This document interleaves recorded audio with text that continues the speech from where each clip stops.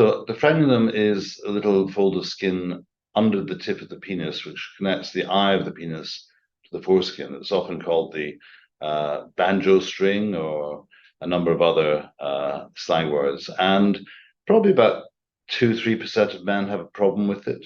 It's not something men know much about because men tend not to discuss these things. But typically, a man will find that it's a bit tight, it's causing a bit of restriction. And for a lot of men who have that problem, they'll actually snap it, and then they can have rather exciting bleeding during sex, and men don't really understand what's happening there, so there's a big panic. Whether it's torn or not, once it's started to become a problem, it will tend to not only cause pain and discomfort, but it'll develop scarring, and the scarring will tend to spread to the rest of the penis. So if one catches it early, we can fix it quite easily. If you leave it and neglect it, it can end up causing really severe penile scarring, and the only option then is to have a complete circumcision. So most men with any foreskin problem will be offered circumcision by the average surgeon, and circumcision will cure a frenular problem, but men who are circumcised where the foreskin is otherwise normal will lose some sensitivity.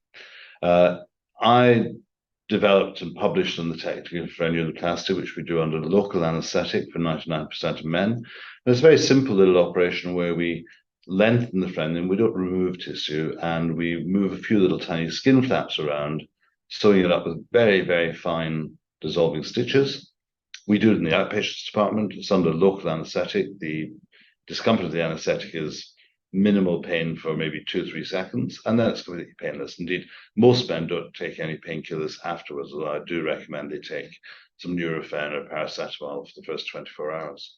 But men have it done. It takes about 25 minutes, and 95% of men will find that cures the problem without the need for circumcision.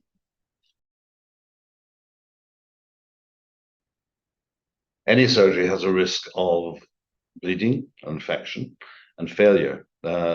I've done over 1,000 of these now. I've never had a patient require treatment for bleeding and never taken a patient back to theatre. So the risk of that is minuscule. I use a technique of blood vessel control called microbipolar diathermy. Doesn't hurt, and it deals with the blood vessels very well.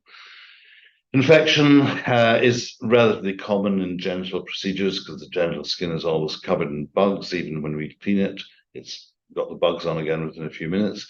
But actually, the body's immune system deals with it very well. So maybe 1 in 20 men will get a little bit of an infection following a frenuloplasty. We usually deal with that with some antibiotic cream. We don't give antibiotics beforehand. It doesn't reduce the risk.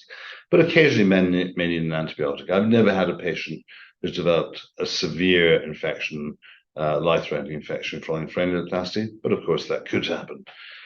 And then failure, we quote 95%. Most of the men who failed also had problems when we published, also had problems with a tight foreskin or with scarring, and most of those we recommended to have a circumcision instead of a frenuloplasty, but they insisted.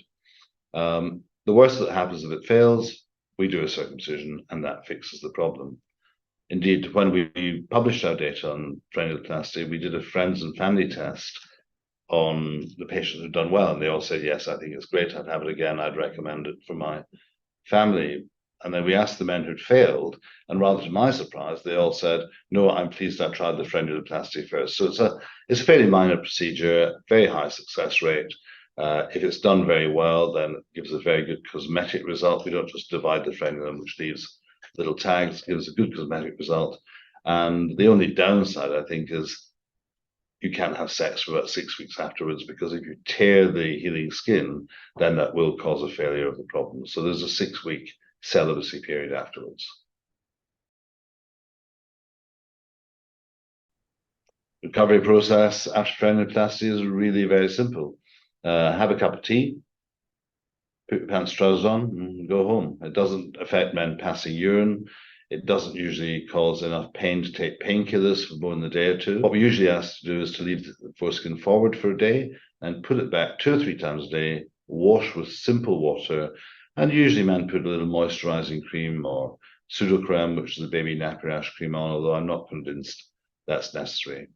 Most men are fine after about 6 weeks, and indeed, A lot of men just send me a selfie at that point rather than coming to see me. We do offer an option where we give all-inclusive care, including reoperation, should that be needed.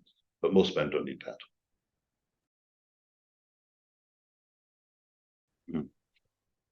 We can usually tell right away. Normally, we get about 2.5 centimeters of lengthening on the frenulum, and we can predict a good result from that. At the 6-week point, we should see it's better than before, but like any surgical operation, it takes a number of months for a surgical scar to mature. So it takes about 6 to 9 months following any penile surgery for the penis to get to how it's going to be for the rest of a man's life. So usually at 6 weeks, I'll say it's fine to start having sex again. Single men will tend to wait a bit longer. Men in a relationship won't. But I always recommend using, if not condoms, using extra lubrication. We use KY jelly, but you can go down to Ann Summers and buy mojito or pina colada, whatever it takes your fancy, as long as you're very careful in the first 3 or 4 months not to tear it again.